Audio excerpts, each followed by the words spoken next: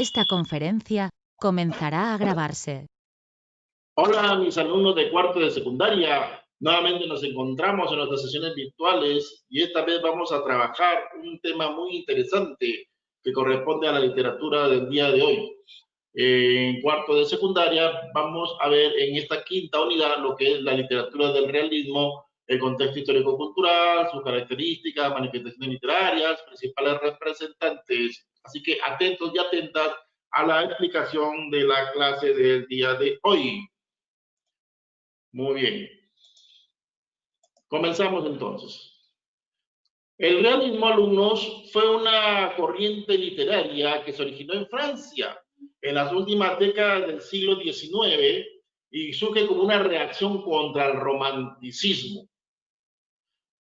Habíamos dicho que hasta aquí todavía nuestra literatura era una literatura copista, imitativa, ya que copiaba, imitaba todo lo que se realizaba en Europa, lo que se desarrollaba en Alemania, Francia, Inglaterra, Italia, España, y de España llegaba acá. ¿Qué características encontramos en esta literatura del realismo? Primero, un predominio de la racionalidad, la observación y la descripción detallada. Los realistas fueron más reales. A diferencia de los románticos, acuérdense que los románticos pintaban pajarillos en el aire y todo lo que ellos creían que era su mundo, lo escribían, lo describían, lo daban a conocer. En cambio acá los realistas no, fueron más racionales, fueron más observadores, fueron más descriptivos. Segunda característica, una influencia del positivismo. ¿Qué fue el positivismo? Fue una corriente filosófica que emitía solo lo comprobable por la observación o por la experimentación. Ojo con esta característica muy importante del realismo. En este caso, estábamos diciendo una influencia del positivismo, que es el positivismo que todo se comprobaba a través de la experiencia, los momentos, las acciones vividas que tenían que experimentarse para ser consideradas como reales, como tales. Esa es la influencia del positivismo. Sí, tercera característica, su temática real sobre problemas económicos y sociales. Pues. Los realistas pusieron los pies sobre la tierra, como quien dice. Ellos trataron sus temas sobre la parte social y la parte económica, la pobreza, el desempleo, la desigualdad, la injusticia, etcétera. Todos esos males sociales y económicos que se daban en alrededor, en Europa, en España y acá mismo en el Perú, que ya lo vamos a ver, se vio reflejado en esta corriente llamada realismo. Y como habíamos dicho, la siguiente característica fue una reacción contra la subjetividad y la fantasía del romanticismo. ¿Ven? Una reacción contra la subjetividad, es decir, mucho idealismo, mucha fantasía.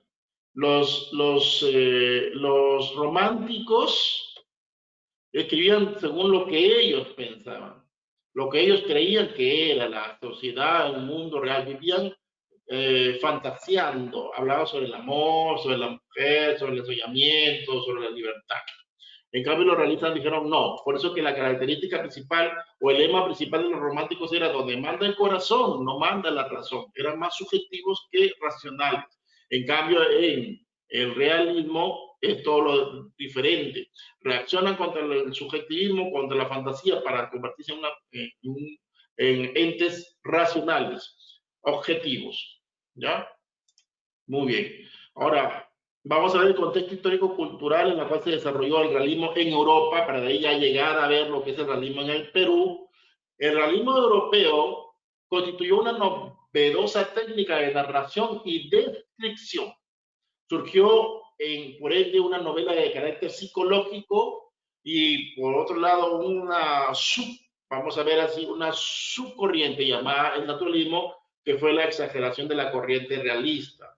El padre de la novela psicológica es el ruso Fedor María Dostoyevsky, que escribe una novela muy hermosa llamada Crimen y Castigo. Él retrata de manera psicológica al criminal en este caso en la figura de Raskolnikov. Raskolnikov era un joven estudiante que vivía en una sociedad pobre de la Rusia de aquel entonces. No tenía, había una pobreza extrema, la gente se moría de hambre. Este joven no tenía una casa, vivía en un alquiler. Y en esa casita, la que le rentaba, era una ancianita y ella le había estado mirando todos sus movimientos a la anciana, a la hora que salía, a la hora que entraba, que llegaba, cuando se quedaba sola.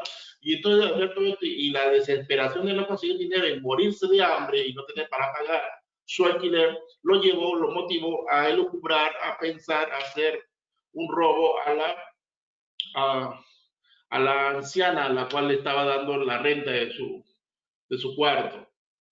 Entonces, pero no contó con que la anciana regresaría, al momento que salió no contó que la anciana se había olvidado de algo y regresó para recogerlo. Y lo encuentra pues ahí al joven que le estaba robando sus ahorros y no le quedó otra cosa que matarla.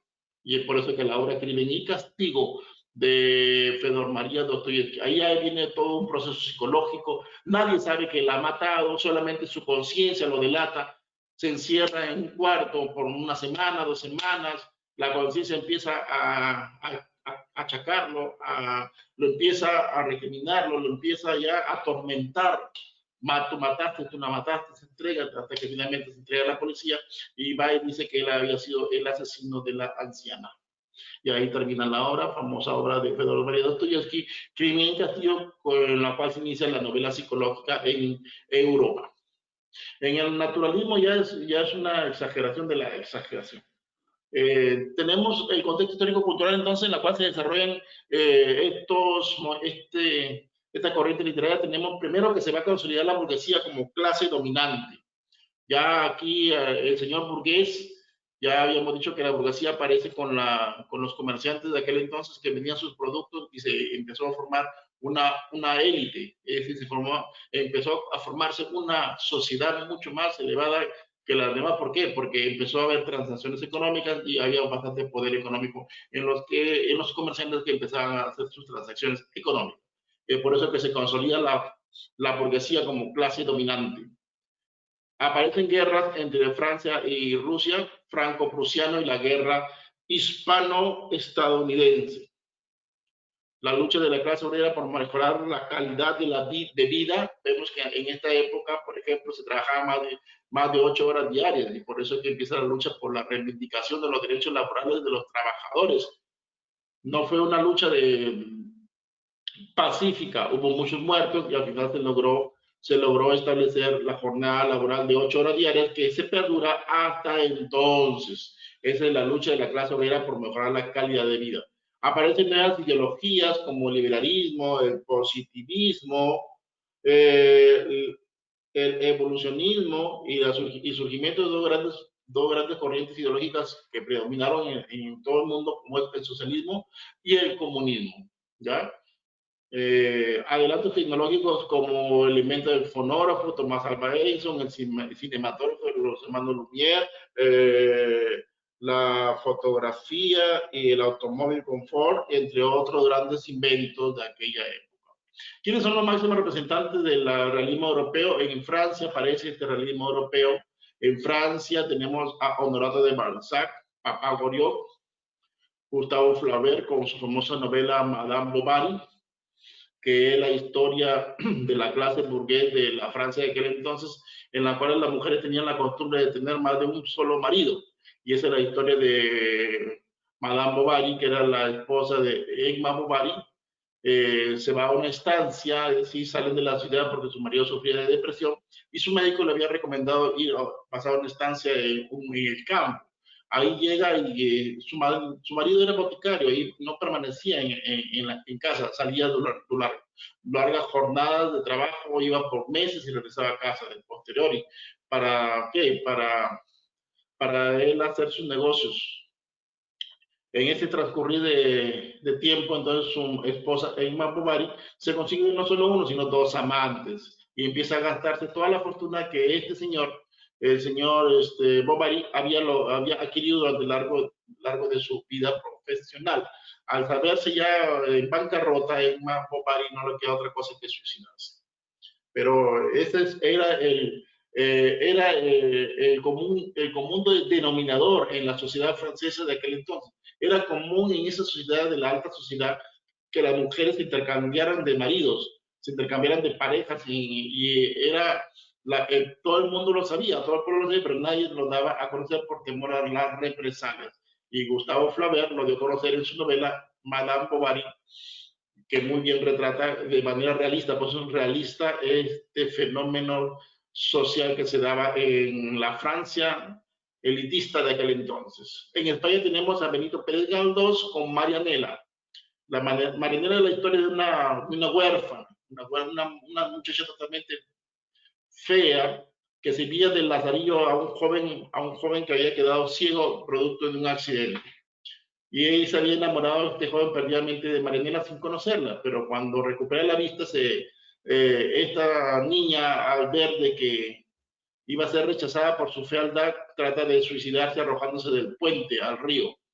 La rescatan, pero a la semana fallece. Esa es la historia de Gustavo Flaubert, de Benito Pérez Galdós y su novela más selectiva, Marianela. Ahora, en el Perú, centrémonos ahora aquí en el Perú. ¿Qué pasaba en el Perú? El realismo en el Perú.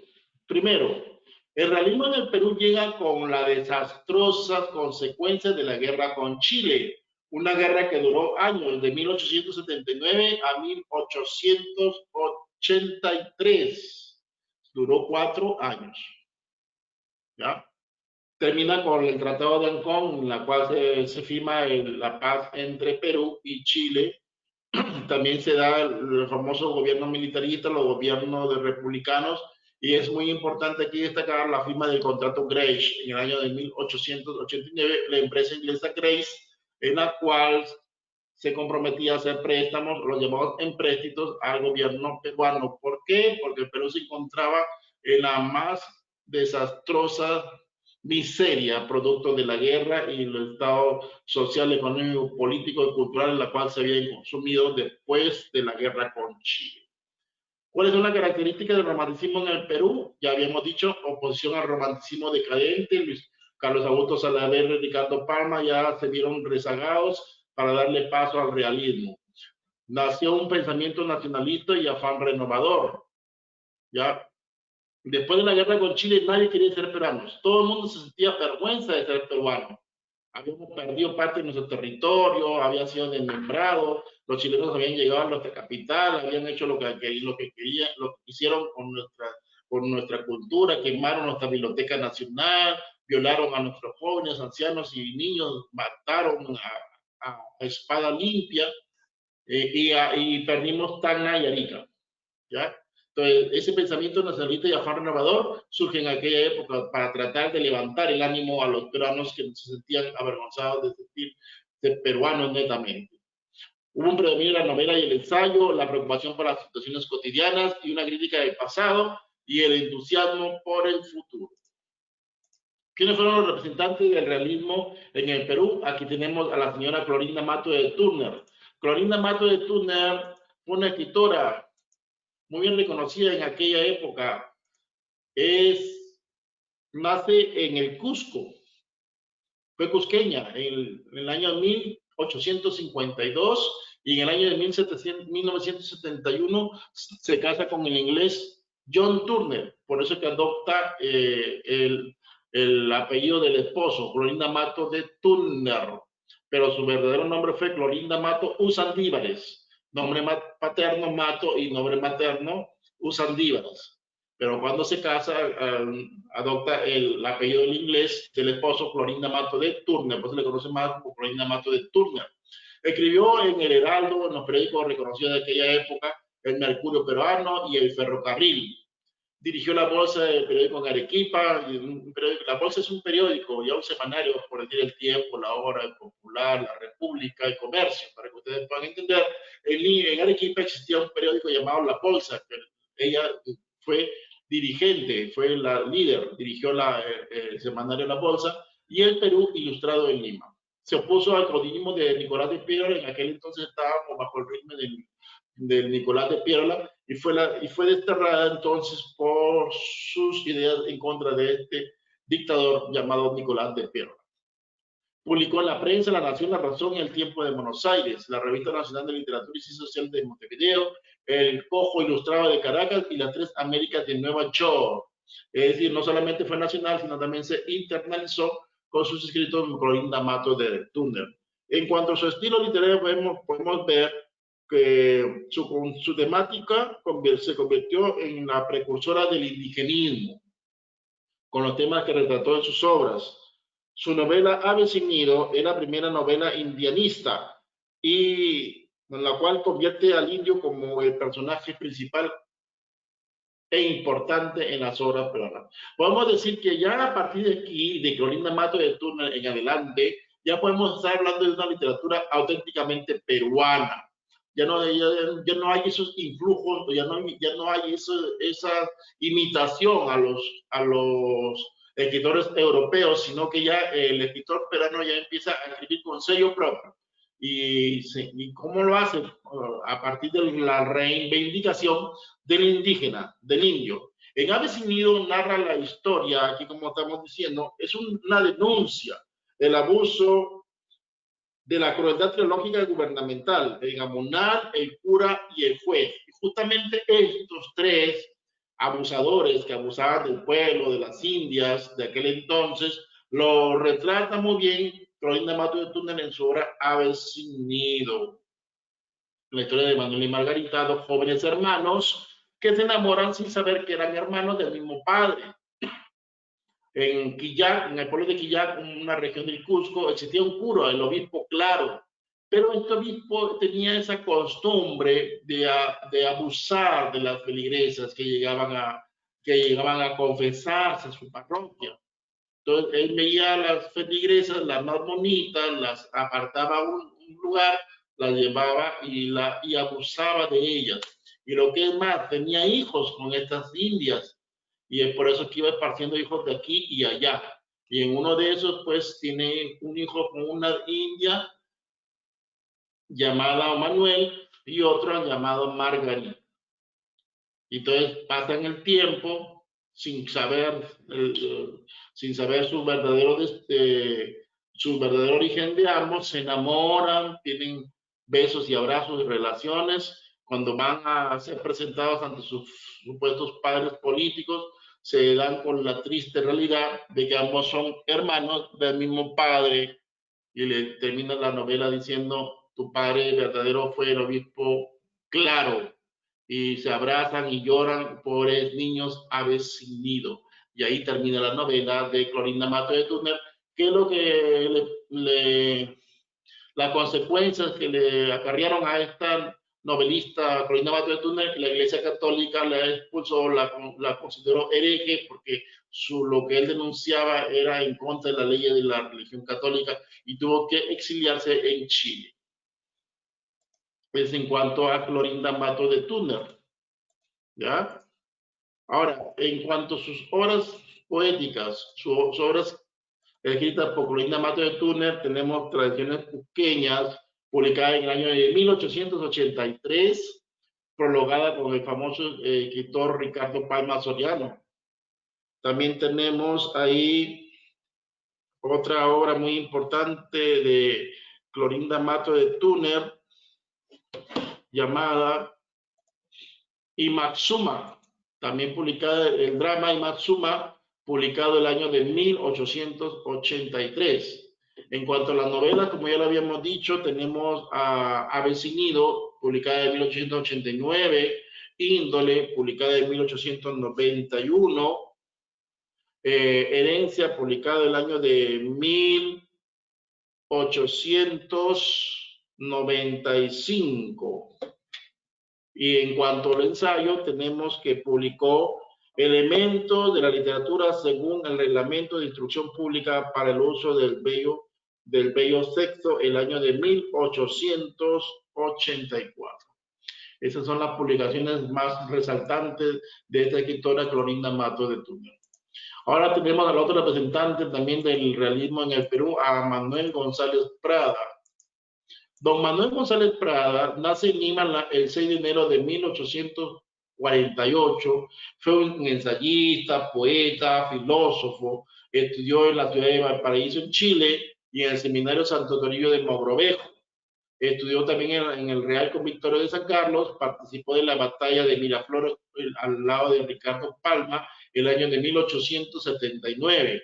Fundó el Círculo Literario, se casó con Adriana de Bernil y por motivos familiares viajó a Europa, donde conoció a Emilio Solá y también a Miguel de Unamuno, grandes representantes de la literatura española en aquel entonces. En cuanto a su estilo literario, ¿cuál es la característica de su literatura de Manuel González Prada? En cuanto a la característica, primero, su prosa fue sonora, acusadora, impetuosa, impecable y mordazmente, ¿ya? Fue una poeta muy incisivo, muy crítico en sus ensayos, en sus obras. Trató de convencer que solo la ciencia es el camino a la verdad y la libertad. Por eso que era un filósofo. Él, a través de la ciencia, se podía conseguir muchas cosas, como él hacia la libertad y llegar a los más recónditos lugares a través de la verdad. Realizó una acuciosa e interesante radiografía de los males sociales, luchó contra el sistema gubernamental, la estructura educativa dogmática y las castas privilegiadas en aquel entonces. ¿Cuáles fueron las principales obras de Manuel González Prada, máximo representante, al igual que Clorinda Mato de Túner, en el realismo peruano? En los ensayos escribió Horas de Lucha el año de 1908, Bajo lo Oprobio 1933, La Anarquía 1936, Figuras y Figurones 1938, El Torneo de Diógenes 1941. Páginas Libres, que fue escrita en el año de 1894 bajo el título original de la obra. Así se escribió Páginas Libres fue muy rebelde con la escritura, no con G, sino con J. En cuanto a las poesías, escribió los siguientes poemarios. Minúsculas del año de 1901, Presbiterianas en 1909, Exóticas en 1911, Baladas peruanas en 1935 y Trozos de vida en el año de 1935. Él más que todos sus discursos lo dio en el teatro llamado el Poliatema en Lima, que actualmente existe el teatro Poliatema en Lima. Ahora, el realismo en América. ¿Cómo se desarrolló el realismo en América? El realismo en América tuvo como máximo representante a Manuel González Prada, que él escribió o fue más conocido como el apóstol de la muerte. Su máxima obra fue Páginas Libres, es el título original de su obra. También tenemos a Abelardo Gamarra, más conocido como El Tunante, con rasgos de pluma, Clorindo Mata de Túnel, con Ave sin nido, Mercedes Cabello de Carbonera con Blanca Sol, Teresa González de Fanny, La educación femenina, y María Nieves y Bustamante, Jorge, el hijo pródigo. También aquí en Hispanoamérica tenemos los siguientes representantes. En Argentina tenemos a Eugenio Cambeses Alaiz, Sin rumbo. En México tenemos a Federico Gamboa, Suprema Ley, Juan Díaz Covarrubias, La clase. En Estados Unidos tenemos a Mark Twain, El príncipe y el mendigo, Henry James, La heredera, y en Uruguay tenemos a Rafael Delgado, Los parientes ricos, y Eduardo Acevedo Díaz, La calandria. Eso es en cuanto a todos los representantes del realismo acá en Hispanoamérica, en América Latina. ¿Cómo se desarrolló la narrativa realista en Hispanoamérica? La trama, es decir, puede tener matices románticos, pero a la vez caracterización de los personajes y la contextualización son realistas o viceversa. Los escritores realistas prefirieron los problemas sociales del hombre común y los plasmaron en sus obras. Lo que motiva a los personajes de las novelas realistas es la codicia por el dinero y el interés por el bienestar personal. Muy bien, alumnos. Eso ha sido todo lo referente a la clase del día de hoy sobre lo que es el realismo en el Perú. No olvidarse entonces, los dos máximos representantes de nuestro realismo en el Perú fue Clorinda Mato de Túnez y don Manuel González Prada. Eso ha sido todo el uno. No olvidarse de lavarse bien las manos, usar su tapabocas y mantener el distanciamiento social. Nos vemos en la siguiente clase. Bye, bye.